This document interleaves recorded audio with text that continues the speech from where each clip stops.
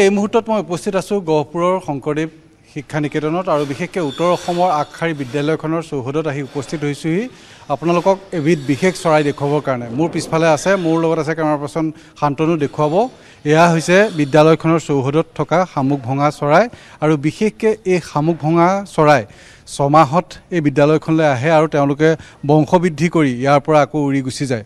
এটা কথা ক'ব লাগিব যে থাইলেণ্ড আৰু ভাৰতবৰ্ষৰ স্থানত উপলব্ধ এই চৰাই কিন্তু এতিয়া অসমৰ বিভিন্ন প্ৰান্তত আছে আৰু এই চৰাই বিশেষকৈ আমি জনাত বিল বা জলাশয়ৰ কাষত থাকে আৰু তেওঁলোকৰ প্ৰিয় যিহেতু খাদ্য শামুক, এই শামুকৰ চিকাৰ কৰিবৰ কাৰণে তেনেধৰণে থাকে।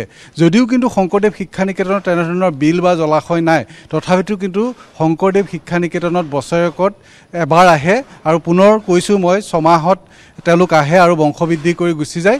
কিন্তু তাৎপৰ্যপূৰ্ণ কথা যে বিদ্যালয়খনৰ যি কৰ্তৃপক্ষ আছে, এই কৰ্তৃপক্ষই কিন্তু তেওঁলোকক সংৰক্ষণ কৰিবৰ কাৰণে বহু গছ নকটাকৈ তেওঁলোকে গৃহ নিৰ্মাণ কৰিছে। আমি দেখুৱাই আছোঁ খুব সুন্দৰ পৰিৱেশ, যি পৰিৱেশ হয়তো দেখিলে আপোনালোকে অনুমান কৰিব পাৰিব আৰু এনেধৰণে আশ্ৰয় দিছে। আৰু বিদ্যালয়খনৰ কৰ্তৃপক্ষ আছে, বিশেষকৈ উপসভাপতি আছে, আমি তেখেতৰ পৰা কিছু কথা জানিব বিচাৰিম। আমাৰ লগত আছে উজ্জ্বল গোস্বামী। মই আপোনাক সুধিব বিচাৰিছোঁ, কওকচোন আপোনালোকে বিভিন্ন কনষ্ট্ৰাকশ্যন কৰি আছে, তথাপিতো এই স্থানত য'ত আহি শামুক ভঙা চৰাই থাকে তাত কিন্তু গছ কটা নাই, কি ক'ব? নহয়, মই ভাবোঁ কি এই যিখিনি চৰাই আছে, চৰাইখিনিয়ে বুজি পায় যে এইখিনি মানুহে আমাক অপকাৰ নকৰে। যদি ইয়াত যিমান আমাৰ কিমান কনষ্ট্ৰাকশ্যন কাম চলি আছে, তথাপিও তেওঁলোক আঁতৰি নাযায় আৰু সদায় নিৰ্দিষ্ট সময়ত আহে, ছমাহ থাকে ইয়াতে, বাঁহ সাজি কণী পাৰে, পোৱালি জগায়। যেতিয়া পোৱালিবোৰ ডাঙৰ হ'ব, মিনিমাম প্ৰচেছটোত ছমাহ লাগে। জুন মাহৰ পৰা ডিচেম্বৰ মাহৰ ভিতৰত পোৱালি উৰিব পৰা হৈ যায় আৰু যেতিয়া পোৱালিখিনি উৰিব পৰা যায়, আকৌ তেওঁলোকৰ নতুন জেগালৈ গুচি যায়। আকৌ ঠিক তেনেকৈ গতানুগতিকভাৱে তেনেকৈ আজি আমাৰ জন্মৰ পাছৰ পৰা আমি দেখি আছোঁ। অৱশ্যে ইয়াতকৈ বেছি আছিলে, কিন্তু এতিয়া লাহে লাহে কমি গৈছে। কোনোবাই নিধন কৰিছে নেকি, তেনেকুৱা এটা আমাৰ সন্দেহ হয়। আৰু এটা কথা কৈছোঁ, অকল শামুক ভঙাই নহয়, অন্যান্য চৰাইও আছে, যাৰ কাৰণে দীপাৱলীত আপোনালোকৰ ইয়াতে 1000 ছাত্ৰ ছাত্ৰী আছে, তেওঁলোকে দীপাৱলীক উদযাপন কৰিব বিচাৰে, কিন্তু আপোনালোকে কোনো ধৰণৰ বোমা বাৰুদ নুফুটায়, কি ক'ব?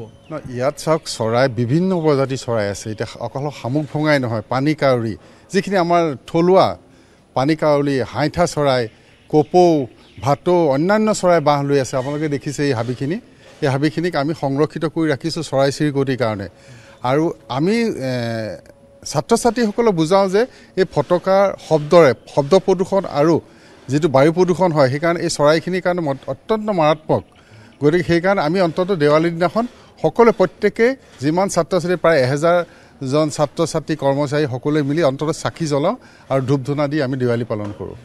নিশ্চয়কৈ মই পুনৰ দেখুৱাবলৈ কৈছোঁ আৰু এনেধৰণে দেখিব পাইছে যে যিখন বিদ্যালয় আছে, বিদ্যালয়ৰ চৌহদত খুব নিৰাপদে আশ্ৰয় লৈছে আৰু তেওঁলোকক বিশেষকৈ আশ্ৰয় প্ৰদান কৰিছে ইয়াৰ গহপুৰৰ শংকৰদেৱ শিক্ষা নিকেতন।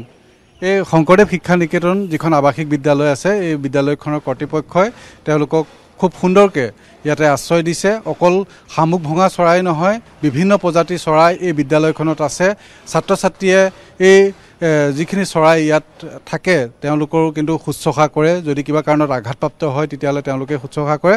মুঠতে এটা কথাত ক'ব লাগিব যে খুব সুন্দৰভাৱে এই শামুক ভঙা চৰাই এই বিদ্যালয়খনত আশ্ৰয় দিছে আৰু বিশেষকৈ শামুক ভঙা চৰাইৰ প্ৰধান যি খাদ্য শামুক, এই শামুক খায় আৰু তেওঁলোকে ছমাহ এই বিদ্যালয়খনত থাকে আৰু ছমাহৰ পিছত তেওঁলোকে পুনৰ বিদ্যালয়খনৰ পৰা উৰা মাৰি গুচি যায়।